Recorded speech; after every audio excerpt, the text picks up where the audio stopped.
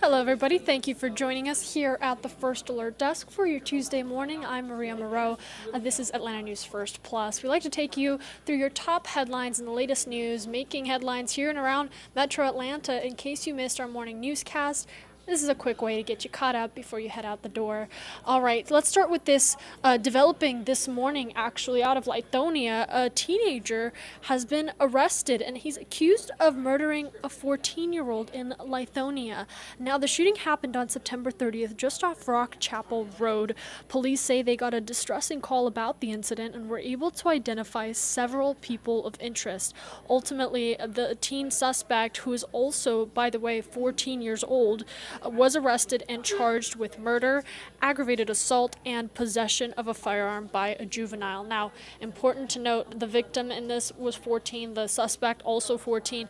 We are not getting the names or any other information concerning the suspect or the victim because they are juveniles. We'll keep you updated on our free Atlanta News First app.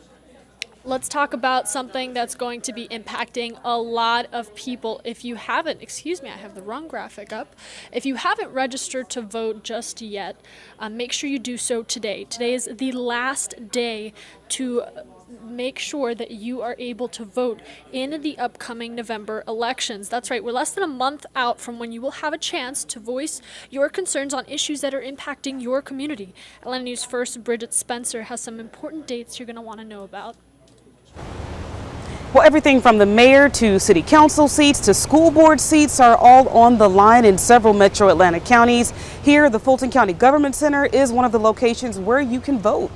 Now, here are some important dates to remember. Today is the deadline to register. Election Day happening November 7th. Early voting begins October 16th. Any runoffs, that's going to happen December 5th. Now, there may be some hurdles for a few voters. If you just moved to Georgia, you may need to take an extra step and show proof of residency if you have an out-of-state ID. But that's nothing that election officials cannot help you with when you sign up. We talked to a woman during the last election season. In fact, it was last fall. She thought it was very important for her to make sure she had all her ducks in a row so her voice can be heard. Seeing as though I have a Florida license, I had to show proof of residency. So when I submitted my application via mail, I had to attach a utility bill just showing that I do live in Georgia now. I just think it's important to just let our voice be heard, vote for someone who we feel represents our beliefs. Registration should be seamless and easy if you are already a registered voter. Voting machines will be set up here at the Government Center. A lot of people have been pushing to go back to paper ballots, in particular one advocacy group. But the Secretary of State says Georgians can rest assured that they can trust the electronic voting system. From the Fulton County Government Center, Bridget Spencer, Atlanta News First.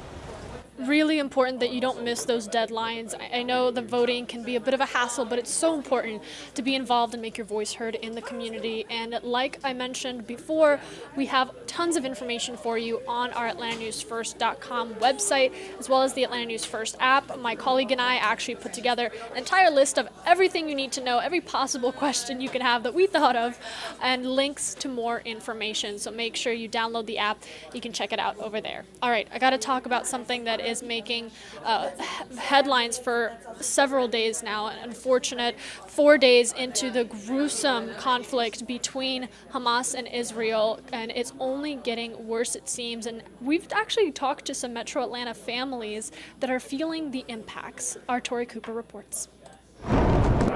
They heard the bombs going above their head, so eventually he got home, he got his wife, they took everything in, and they just got the hell out of there. They just drove as fast as humanly possible. These are the types of situations Tal's friends and family members are living through in Israel. And on the way, he saw numerous cars,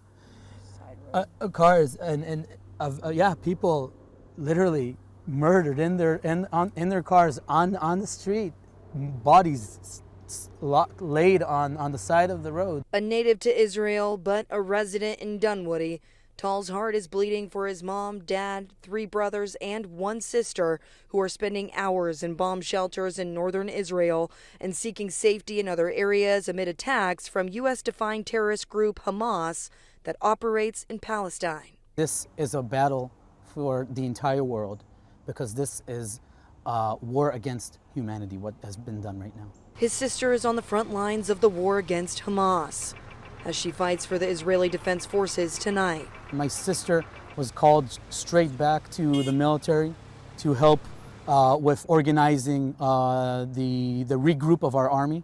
His sister is organizing Israel's defenses, helping to brief the reserves on what each mission entails, where to go, and ensuring they are trained for battle. Back on U.S. soil, dozens in support of Israel gathered at the Chabad of Cobb to pray for families like Tal's, the soldiers, the victims, and the survivors. Rabbi Silverman reminding everyone to be the light, even during this dark time for Israel. We need to come together. We need to be strong together. And this is going to be a difficult road, but we're going to overcome this.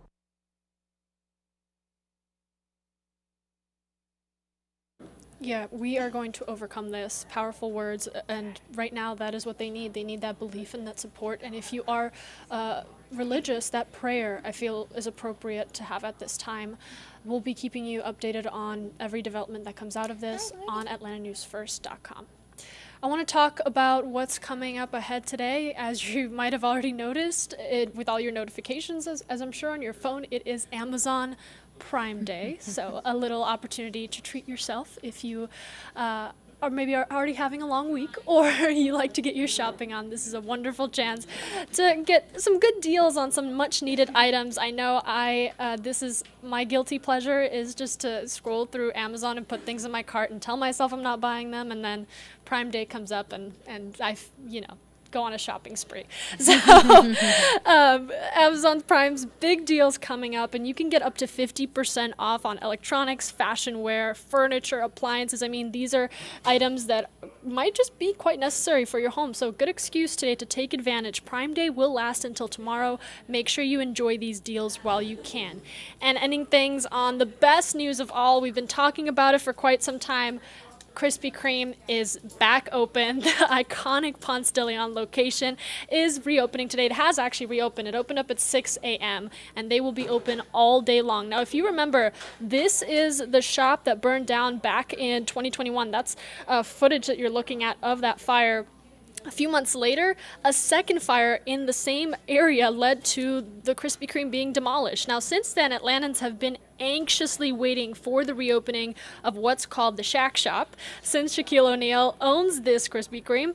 And y'all, some people have been lined up to get their donuts since 3:30 this morning. Now, with how cold it's gotten, I don't know if I would be able to do that. I'm going to bring in our meteorologist, Courtney Jacobazi, if my clicker will work here. There we go.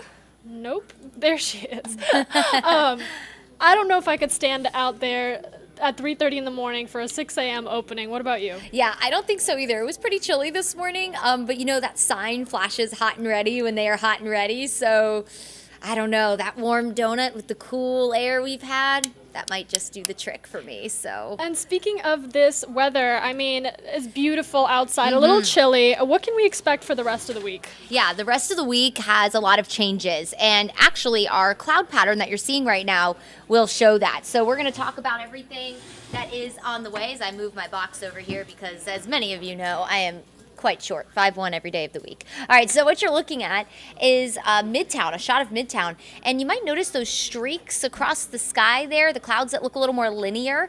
Well, those are cirrus clouds, and the wispy cirrus clouds that are in the sky are a sign of a pattern change. When you see those kinds of clouds in the sky, it does hint that there is some sort of change coming to the forecast. So we have a change on the way. It is in the form of rain, some much needed rain. Right now, our rainfall totals don't look super impressive for us here in Metro Atlanta, but south of here definitely could pick up some very beneficial rainfall.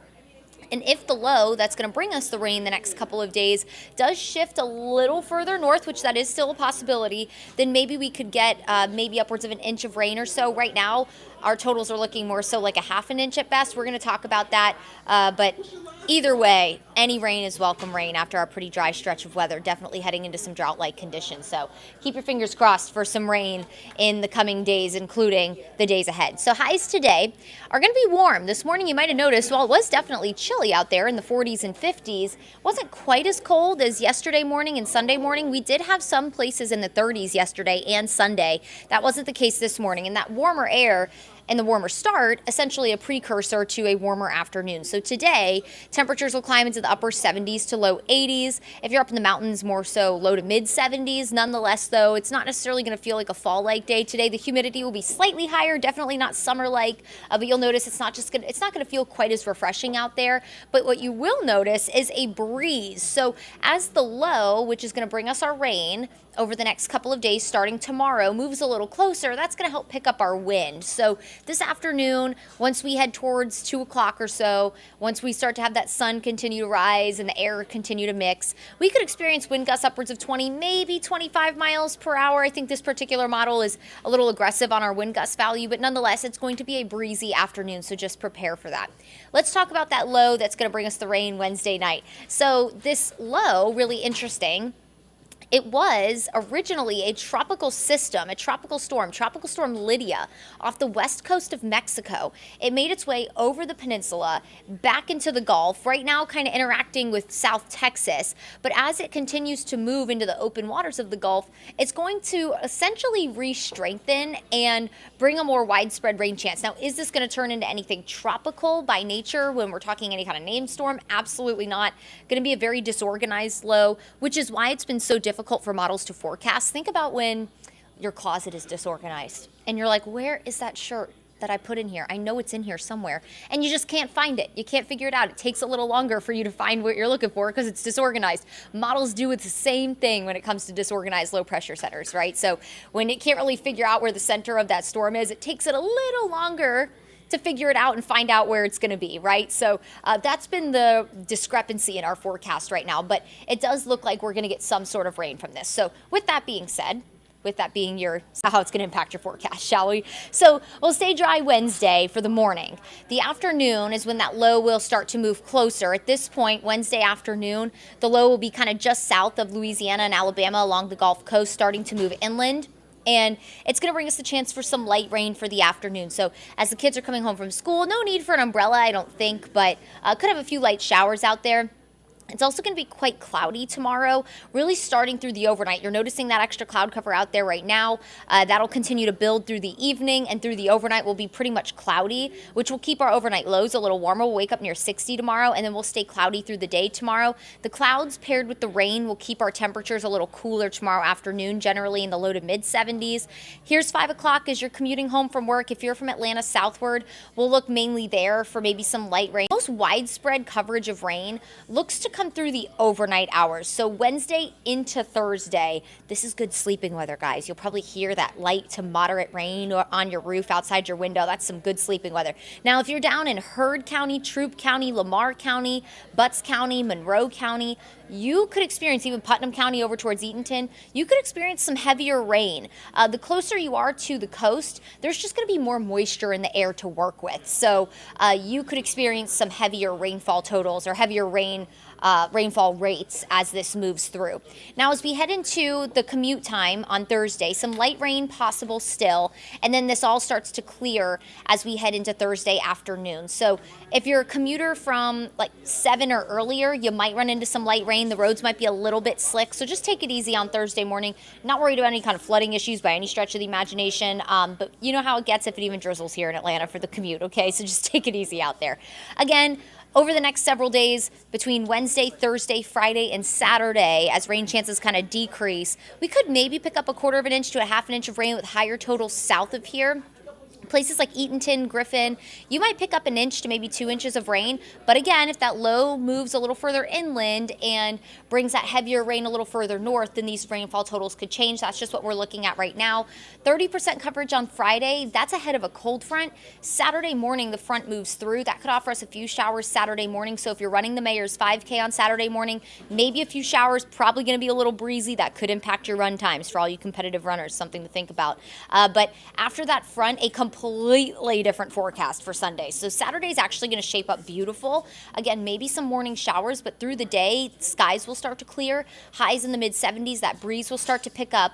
Overnight lows on Sunday. We're waking up Sunday in the upper 40s to low 50s. Sunday will be beautiful, but really windy and cold. So we'll see a lot of sunshine. It'll be dry, but if you're headed to the Pride Parade on Sunday, 64 is our high temperature. So most of the day will be in the 50s, and I will tell you, 50s is the temperature that I underestimate the most, okay? I'm always like, I can handle the 50s. And then the wind starts blowing and you go in the shade and you're like, just kidding, it's really cold outside. So prepare for that on Sunday.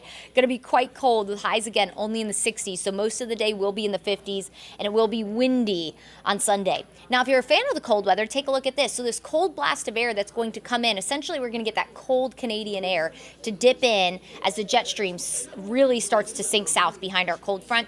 That does look to settle in even as we head into next week. So we head into mid-October next week. This is what it looks like when it comes to our average temperatures. We look to be well cooler than normal across the southeast. Atlanta pretty much in the bullseye for that colder air. So prepare for it. Ella was talking about it this morning. We've been looking at the numbers. It looks like we could have highs in the low to maybe just mid 60s through midweek next week with maybe some 30s in the morning possible. So definitely a colder forecast on the way after a very warm day today. This is fall in Georgia where you go from 80 to 60 in just a couple of days. But a little bit of something for everyone on this 7-day forecast. So today, low 80s. Clouds will build through the night tonight. So overnight, we'll drop.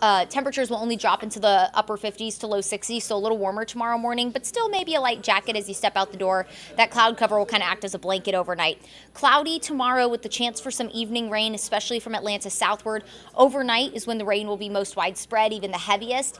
Could keep some of that rain in for your early Thursday morning commute, but expect things to clear through the day Thursday. Friday will stay cloudy with maybe some light drizzle on Friday, and then we have a cold front move in Saturday morning. That'll offer us maybe a couple of showers ahead of a warm afternoon. The cold air really spills in on Sunday, and that will continue into the start of next work and school week. Monday, we'll wake up generally in the low to mid 40s, upper 40s inside the perimeter with highs again only in the low 60s. With the wind, don't underestimate that wind on Sunday. It's going to be quite chilly. All right, everyone, we appreciate you spending some time with us to hear your top stories and, of course, get a look at your forecast. I hope you make it a wonderful Tuesday. Enjoy the beautiful warm weather and pack that umbrella with you the next couple of days. You just might need it. Make it a great day.